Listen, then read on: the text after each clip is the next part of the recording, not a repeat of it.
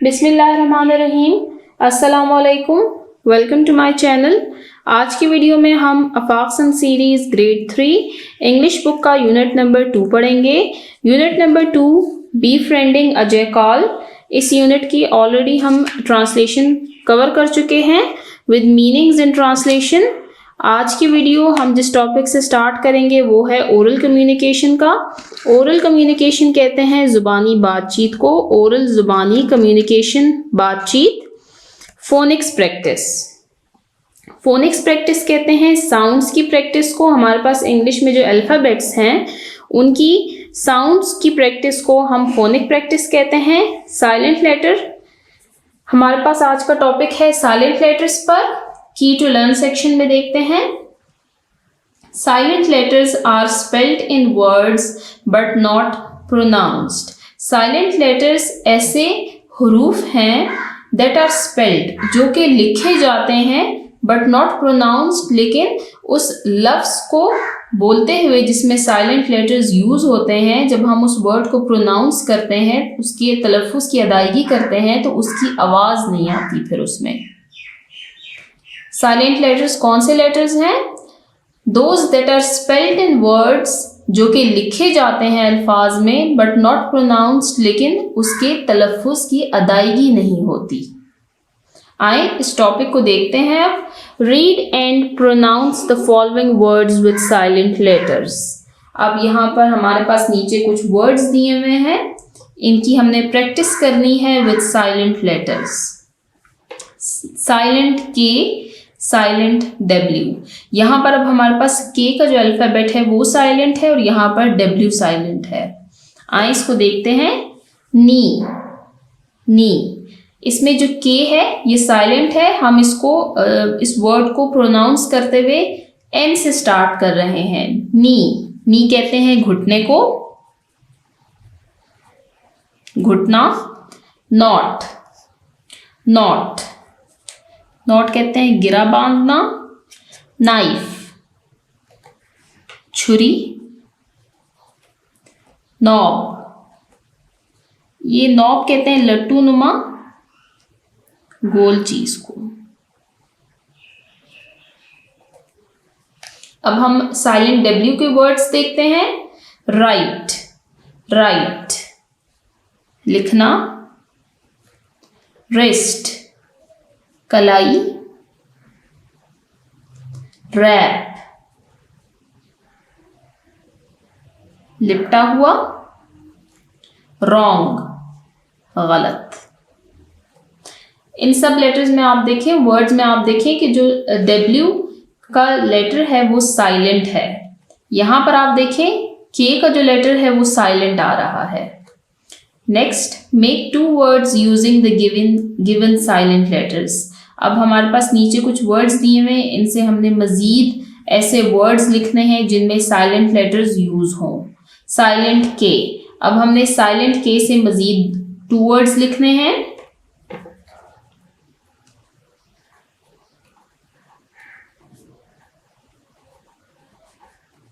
Knowledge, knowledge. Need, need कहते हैं गूंदने को। नॉलेज कहते हैं इल्म को। Silent W, 2।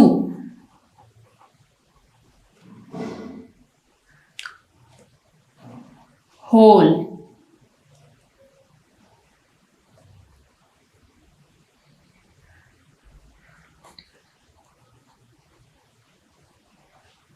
रिंकल, रिंकल कहते हैं झुर्रियाँ।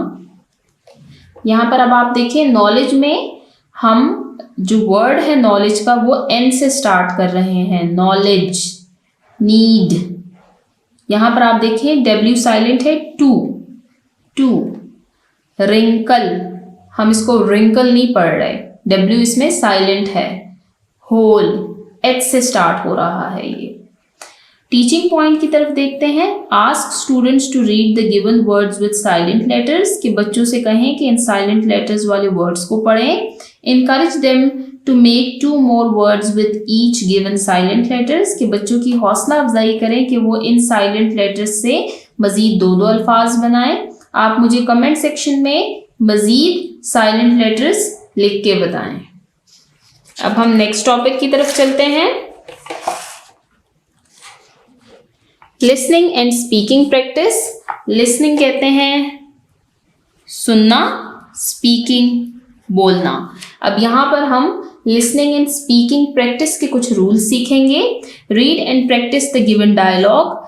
रीड पढ़ें एंड प्रैक्टिस मश्क करें द गिवन डायलॉग, दिए हुए डायलॉग की। डायलॉग किसे कहते हैं? डायलॉग कहते हैं मुकालमे को। मुकालमा कहते हैं दो या दो से ज़्यादा अफराद के दरमियान की बात को। अब यहाँ पर अब हम देखेंगे कि हमारे पास जो पार्टीज होंगी वो या तो 2 होंगी या 2 से ज़्यादा होंगी। उमर, हाय अली, हाउ आर यू, आप कैसे हैं। अब हमारे पास फर्स्ट पार्टी है इसमें उमर और सेकंड है Ali. Ali, hello Umar, I am fine, मैं ठीक हूँ, थैंक यू, शुक्रिया। Umar, what are you doing nowadays, आजकल आप क्या कर रहे हैं। नाउ अ डेज, आजकल। डूइंग, करना। Ali, I am taking swimming classes in the evening. I am taking, मैं ले रहा हूँ, स्विमिंग क्लासेस, तैराकी की क्लासेस, इन द इवनिंग, शाम में। उमर, वाओ दैट्स ग्रेट, ये बहुत अच्छी बात है। I also want to learn it, मैं भी इसको सीखना चाहता हूँ। Can you take me with you, क्या आप मुझे अपने साथ लेकर जा सकते हैं। अली, यस श्योर, हाँ जी क्यों नहीं। उमर, थैंक यू, उमर शुक्रिया। ये हमारे पास डायलॉग था उमर और अली के दरमियान। इसमें आपने देखा कि हमारे पास 2 लोग हैं और ये उनके आपस की बात है। अब हम नेक्स्ट टॉपिक की तरफ चलते हैं। Reading and critical thinking, comprehension time, answer these questions. हमारे पास नीचे कुछ क्वेश्चंस दिए हुए हैं जो यूनिट हमने पढ़ा है बी-फ्रेंडिंग अजय काल, ये इससे रिलेटेड क्वेश्चंस होते हैं रीडिंग एंड कंप्रिहेंशन टाइम में। ये हमने यहाँ से इसके आंसर्स देने हैं। आइए अब हम क्वेश्चंस को रीड करते हैं। फर्स्ट क्वेश्चन है हमारे पास, how many characters are there in the story, कि इस कहानी बी-फ्रेंडिंग अजय काल में कितने कैरेक्टर्स हैं। कैरेक्टर्स कहते हैं किरदार को। राइट देयर नेम्स, उनके नाम लिखें। ये क्वेश्चंस मैंने आपके लिए लिखे हुए हैं। इसकी पिक्चर मैं नीचे डिस्क्रिप्शन में इसकी PDF फॉर्म के लिंक भी डाल दूंगी, आप वहां से इसको डाउनलोड भी कर सकते हैं। How many characters are there in the story, इस कहानी में कितने किरदार हैं। राइट देयर नेम्स, उनके नाम लिखें। Unit number 2 befriending a jackal, answer these questions. How many characters are there in the story, write their names. There are 3 characters in the story, इस कहानी में 3 किरदार हैं। A jackal, a deer, a crow. Second question है हमारे पास, what did the jackal say when the deer asked him the reason for crying. What did the jackal say, कि jackal ने क्या कहा when the deer asked him, जब dear ने पूछा द रीजन फॉर क्राइंग, कि जब उसने उससे रोने की वजह पूछी तो उसने क्या जवाब दिया। When the deer asked the jackal about the reason for crying, जब डियर ने जयकाल से रोने की वजह पूछी, the jackal replied that, तो जयकाल ने जवाब दिया, I feel lonely, मैं तन्हा महसूस करता हूँ, because, क्योंकि I have no friends, मेरे कोई दोस्त नहीं है। क्वेश्चन नंबर 3 है हमारे पास, Whom did you find wise in the story? How did you judge his wisdom? Whom did you find wise in the story? आपको कहानी में कौन दाना या अक्लमंद मालूम होता है। How did you judge his wisdom? और आपको उसकी दानाई या उसकी अक्लमंदी का अंदाज़ा कैसे हुआ। The crow is the wisest character of the story. इस कहानी का सबसे दाना किरदार जो है, जो सबसे अक्लमंद किरदार है, वो क्रो है। बिकॉज, क्योंकि ही ऑलरेडी वॉर्न्ड द डियर, क्योंकि उसने पहले ही डियर को आगाह कर दिया था। बाय सेइंग दैट, ये बताते हुए कि one should not make friends without knowing them, कि किसी को जाने बगैर उससे दोस्ती नहीं करनी चाहिए। सवाल क्या है कि कहानी में सबसे अक्लमंद किरदार कौन सा है और आपको इस बात का अंदाज़ा कैसे हुआ कि वो अक्लमंद है? तो जवाब था कि crow is the wisest character of the story, कि कौवा जो है, क्रो जो है, वो सबसे अक्लमंद और दाना किरदार था, क्योंकि उसने पहले ही डियर को आगाह कर दिया था। He already warned the deer by saying that, ये कहते हुए that one should not make friends without knowing them, कि किसी को जाने बगैर उससे दोस्ती नहीं करनी चाहिए। नेक्स्ट क्वेश्चन है हमारे पास, how did the deer get free from the net, कि डियर जो है वो उस जाल से कैसे आज़ाद हुआ। आपने कहानी पढ़ी थी ना, उसमें बताया गया था कि जो डियर है वो उस किसान के जाल में फंस चुका था जो कि उसने बिछाया हुआ था। The deer got free from the net, deer जो है वो जाल से आज़ाद हो गया by pretending himself dead to the farmer. By pretending कहते हैं ये जाहिर करते हुए, डेड टू द फार्मर, कि उसने ऐसा जाहिर किया उस किसान के सामने कि जैसे वो मर चुका हो और वो मुर्दा हो, तो इसलिए किसान ने उसको उस जाल से आज़ाद कर दिया और वो वहां से भाग गया। लास्ट क्वेश्चन है हमारे पास, what lesson did you learn from the story, कि आपको इस कहानी से क्या सबक मिला।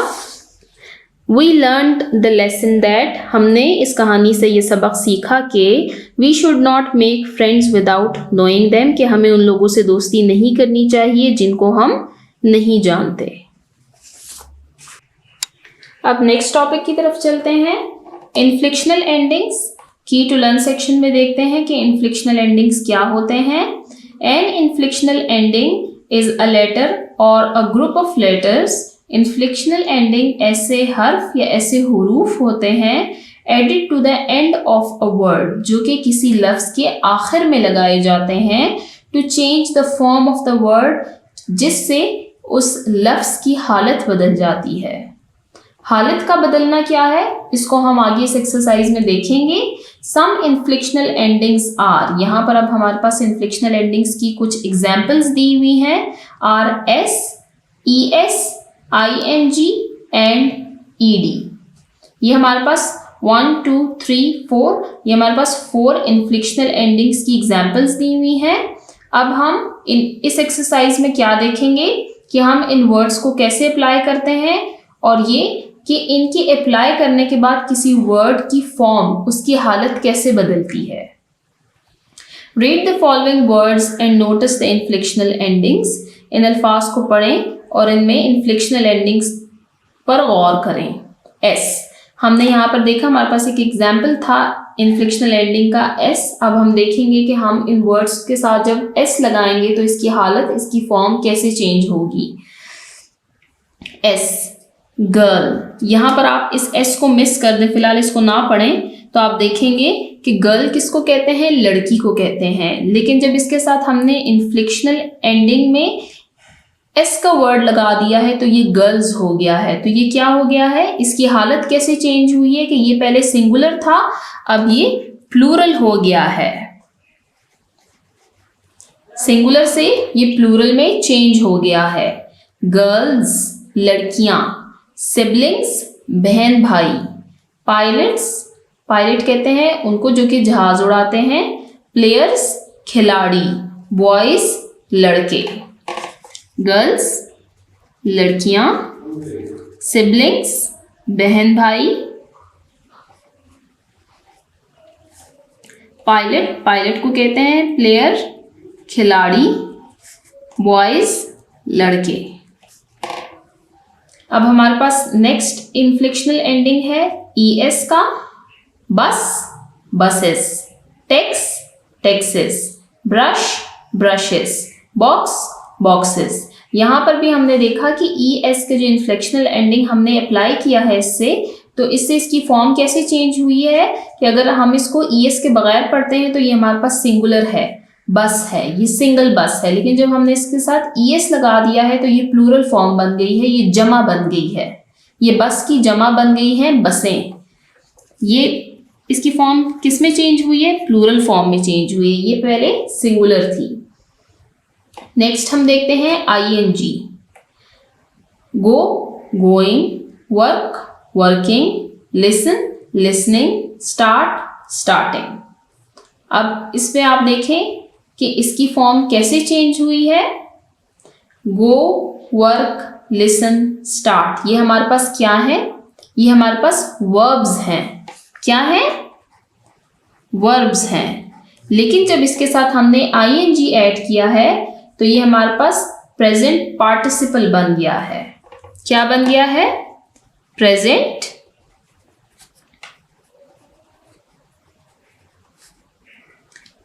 Participle.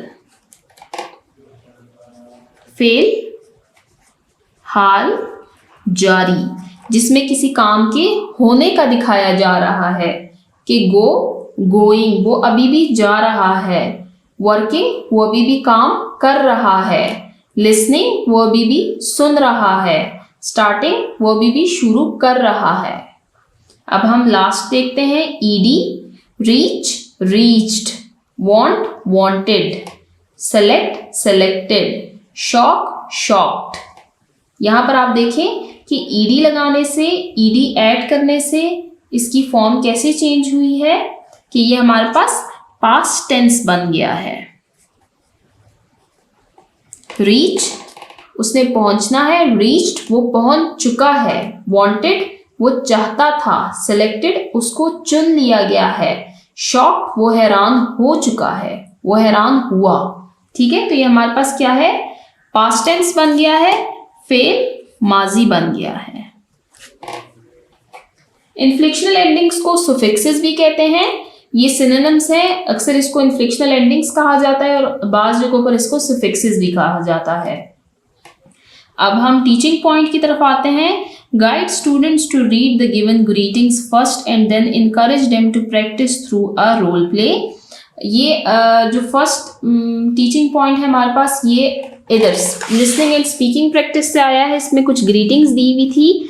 Hello, how are you, I am fine, thank you. ये सब हमारे पास क्या है? ये सब ग्रीटिंग्स हैं। ये बात करने के कुछ तरीके हैं। तो यहाँ पर कहा गया है कि बच्चों को ग्रीटिंग्स सिखाएं और फिर इसी तरह रोल प्ले के ज़रिए, किरदार के ज़रिए क्लास में अरेंज करें कि दो बच्चों को खड़ा करके उनके दरमियान डायलॉग करें और फिर उनसे कहें कि इन ग्रीटिंग्स की प्रैक्टिस करें। Encourage them to answer the questions orally, और उनको इनकरेज करें कि वो इन सवालात के जवाबात ओरली दें। इन सवालात के जवाबात। Discuss the expected answers to the question and write them in their notebooks, और उसके बाद बच्चों से कहें कि इन आंसर्स को अपने नोटबुक्स में लिखें। Help students explain the concept of inflectional endings by giving example on the board, और बच्चों को इन्फ्लेक्शनल एंडिंग्स के कॉन्सेप्ट को समझाएं और बोर्ड की हेल्प से, बोर्ड की मदद से उनको इसके एग्जाम्पल्स दें। अब हम नेक्स्ट टॉपिक की तरफ चलते हैं। Next page number 13। Right 2 words each with s, es, ing and ed endings in your notebook। अब ये हमारे पास नोटबुक की एक्सरसाइज है। ये इन्फ्लेक्शनल एंडिंग्स की ही एक्सरसाइज है जिसमें हमें कहा गया है कि 2 मजीद अल्फाज ऐसे बनाएं जिसमें s, es, ing और ed का इजाफा हो और उस वर्ड की फॉर्म बदल जाए। आए फिलहाल इसको मैं आपको बुक पे ही करवा देती हूँ, आप फिर उसको नोटबुक पे लिख लें। हम एस का पहले करेंगे। Crow and crows, plant, plants. ये हमारे पास देखें आप कि हमने, ये सिंगुलर थी तो इसके साथ हमने प्लूरल एस का इजाफा करके ये हमारे पास प्लूरल फॉर्म बन गई है। नेक्स्ट है हमारे पास ES, class, classes, brush, brushes. Next है ING, play, playing, eat, eating। Last है हमारे पास ed, work, worked, clean, cleaned, look, looked। हमारे पास ये एक्सरसाइज कवर हो चुकी है। अब नेक्स्ट टॉपिक की तरफ चलते हैं। Time to think. Time to think, गौर करें और सोचें। फर्स्ट क्वेश्चन है इसमें हमारे पास, read the story again. Read कौन सी story? Befriending a jackal. इस कहानी को दोबारा से पढ़ें and share the purpose of the jackal's friendship with the deer, और जैकाल का डियर के साथ दोस्ती करने का मकसद बयान करें। पर्पस सबब, वजह या मकसद, फ्रेंडशिप दोस्ती,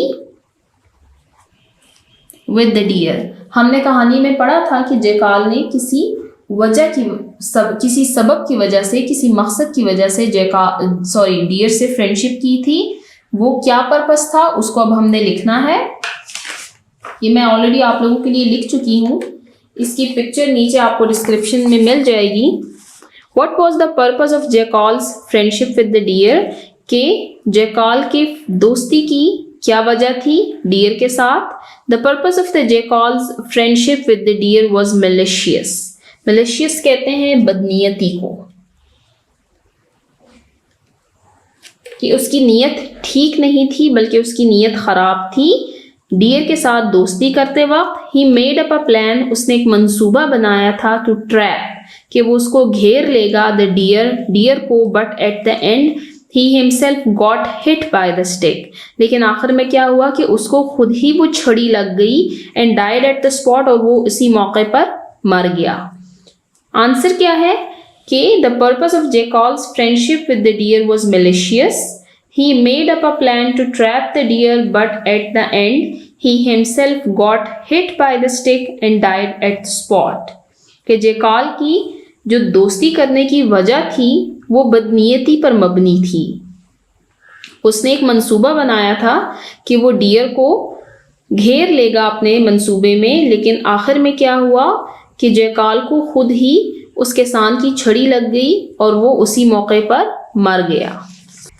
टाइम टू थिंक में सेकंड क्वेश्चन है suggest another ending for the story, कि इस कहानी के लिए किसी दूसरे इख्तिताम के बारे में बताएं, सजेस्ट करें। एंडिंग कहते हैं उस नोट को जिस नोट पर कहानी ख़त्म होती है, इख्तिताम। आइए इसका आंसर देखते हैं। अल्टरनेट एंडिंग, अल्टरनेट कहते हैं मुतबादिल को। अल्टरनेट एंडिंग मुतबादिल इख्तिताम। The alternate ending of the story can be that, इस कहानी का मुतबादिल इख्तिताम ये हो सकता है that the deer is caught by the farmer, कि हिरन जो है किसान उसको पकड़ ले, and he gets the punishment, और उसको सज़ा मिले for not considering the advice of the crow, के कौवे की नसीहत ना मानने की सज़ा मिले उसको। एडवाइस कहते हैं नसीहत को, पनिशमेंट सज़ा। तो अल्टरनेट एंडिंग क्या हो सकता है, ये कि डियर जो है वो किसान के हाथों पकड़ा जाता और उसको इस बात की सज़ा मिलती कि जब ऑलरेडी क्रो ने डियर को वार्न किया था कि वो ऐसे लोगों से दोस्ती ना करे जिसको वो नहीं जानता, उसके बावजूद उसने जैकाल से दोस्ती की और उसी वजह से वो उस जाल में फंस गया, तो उसको इस बात की सज़ा मिलती। हमने यूनिट नंबर 2 के फर्स्ट वीडियो में उसकी ट्रांसलेशन कवर की थी। आज के वीडियो में हमने oral communication, reading and critical thinking का पोर्शन कवर किया है। नेक्स्ट वीडियो हमारी इस यूनिट की लास्ट वीडियो होगी जिसमें हम एस्पेक्ट्स ऑफ लैंग्वेज और राइटिंग को कवर करेंगे।